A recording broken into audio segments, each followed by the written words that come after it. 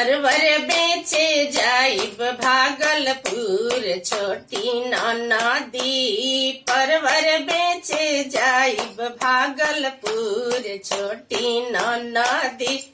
परवर बेच बेच टीका गढ़ाई टेरा गढ़ाई जरूर यारे टेरा गढ़ाई जरूर छोटी ननदी। परवर बेचे जाइब भागलपुर छोटी ननदी। परवर बेचे जाइब भागलपुर छोटी ननदी। परवर बेच बेच झुमका गढ़ाइब परवर बेच बेच झुमका गढ़ाई रैया लगाइब जरूर यारे रैया लगाइब जरूर छोटी ननदी। परवर बेचे जाइब भागलपुर छोटी ननदी। परवर बेचे जाइब भागलपुर छोटी ननदी।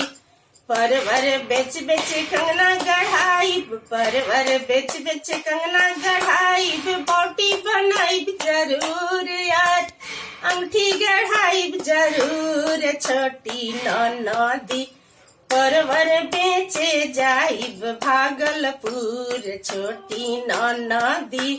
परवर बेचे जाइब भागलपुर छोटी ननदी। परवर बेच बेच पैजन बनाइब परवर बेच बेच पैजन बनाइब घुंघरा लगाइब जरूर अरे घुंघरा लगाइब जरूर छोटी ननदी। परवर बेचे जाइब भागलपुर छोटी ननदी। परवर बेचे जाइब भागलपुर। परवर बेच बेच साड़ी मंगाइब परवर बेच बेच साड़ी मंगाइब लहंगा मंगाइब जरूर यार लहंगा मंगाइब जरूर छोटी ननदी। परवर बेचे जाइब भागलपुर छोटी ननदी। परवर बेचे जाइब भागलपुर छोटी ननदी।